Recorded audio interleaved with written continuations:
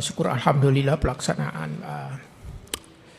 acara pengambilan sumpah judulnya tadi saya telah dilaksanakan dan berlangsung dengan lancar. Jadi saya mengucapkan alhamdulillah. Ada tugas berat yang diembankan kepada kami. Sebelumnya kami sudah mengemban tugas ini sebelumnya, yaitu sebagai wakil ketua. Tapi kemudian dengan dinamika segala perkembangan yang berlangsung, teman-teman sudah tahu seperti apa situasi yang sekarang dihadapi oleh lembaga Komisi Pemberantasan Korupsi. Sampai tiba pada titik yang seperti ini, kami ditunjuk untuk menjadi ketua sementara, gitu nomenklatur yang digunakan di dalam Kepres yang dibacakan tadi. Itu barangkali pengantar dari saya. Barangkali kalau ada teman-teman ingin menyampaikan satu dua hal, barangkali bisa saya tanggapi sedapat yang saya. Hanya saya berencana seusai daripada tempat ini, saya akan kembali ke kantor dan meminta rekan-rekan pimpinan dan seluruh pejabat struktural eselon 1 dan 2 untuk mengadakan rapat rapim. Barangkali kita akan berbincang mengenai segala hal yang barangkali harus kita lakukan dalam dan menjadi skala prioritas kita ke depannya, menyikapi situasi yang dihadapi oleh Komisi Pemberantasan Korupsi. Satu hal yang paling sangat menjadi ini beban di kita adalah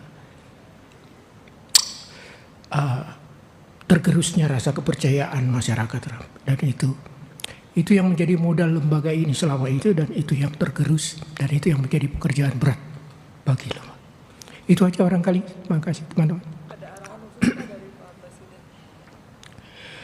Beliau tadi cukup dengan mimik ini aja kami membaca, tetapi ada satu ucapan, hati-hati dalam melaksanakan tugas, mengemban tugas.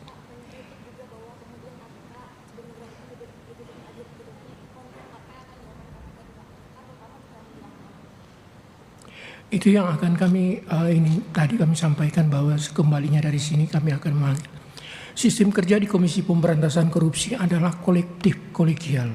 Apapun istilah yang dilekatkan kepada saya adalah anggota daripada pimpinan dari lembaga itu. Saya harus berbicara dengan rekan pimpinan lain. Saya katakan tadi, hal apa yang paling mendesak bagi kami untuk dilakukan dalam situasi seperti ini. Terpentingnya itu tadi, bagaimana sedikit, dalam tanda kutip sedikit aja memulihkan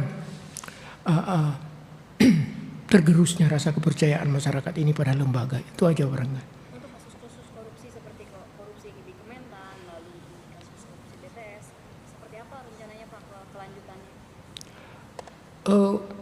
Yang Kementan kami ya, yang BTS itu Pak Jaksa Agung dan teman-temannya, kami tetap melakukan pemantauan dalam kapasitas Komisi Pemberantasan Korupsi sebagai lembaga yang mensupervisi segala penanganan perkara korupsi oleh pihak lain juga. Kami hanya sebatas sejauh ini memantau perjalanannya. Tetapi untuk Kementan perkara itu akan berjalan sebagaimana. Tersangka lain Pak? Tersangka lain maksudnya? Sejauh ini akan ada tambahan tersangka lain atau? Sejauh ini masih yang ada sekarang 3 tersangka untuk perkara Kementan. Yang sering ditanyakan oleh publik adalah keberadaan Harun Masiku dari awal Kemhan Firly ini untuk pemimpinan 1 tahun terakhir dari pimpinan KPK ini seperti apa nih Pak? Ketika kita melakukan rekrutmen terhadap deputi penindakan yang baru, saya memberikan dan teman-teman pimpinan yang lain menanyakan apa yang bisa dia lakukan dengan sejumlah persoalan di kedeputian penindakan. Satu hal yang ingin kami tanyakan kepada dia, upaya penanganan terhadap penangkapan terhadap DPO Harun Masiku. Yang bersangkutan kemudian berkomitmen.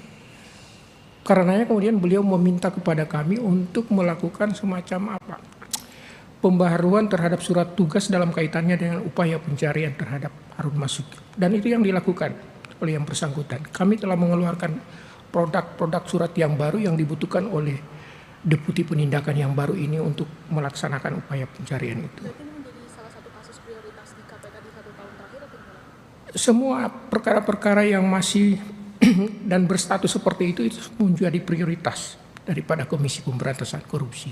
Pak, ini kan tahun politiknya Pak, kira-kira apakah misalkan biasanya suka ada pelaporan terhadap misalnya dengan paslon atau tim ses berpolitik itu, apakah juga akan ditindak oleh KPK Pak dalam masa ke depan ini Pak?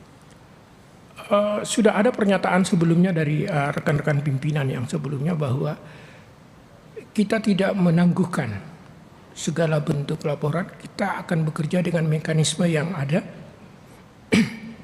Penyelidikan dilakukan jika ada laporan-laporan itu, tidak ada menunda dan lain sebagainya. Karena kita bekerja tanpa tendensi urusan ini menyangkut politik dan lain sebagainya.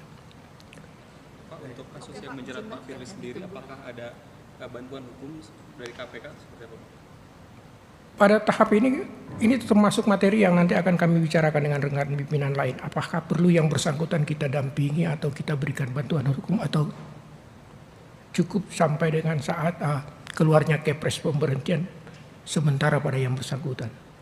Kalau untuk diperiksa Pak, apakah ada kemungkinan dari 4 pimpinan diperiksa lagi oleh Barreskrim atau Polda atau seperti apa? Pemeriksaan terkait kasus Pak Firly.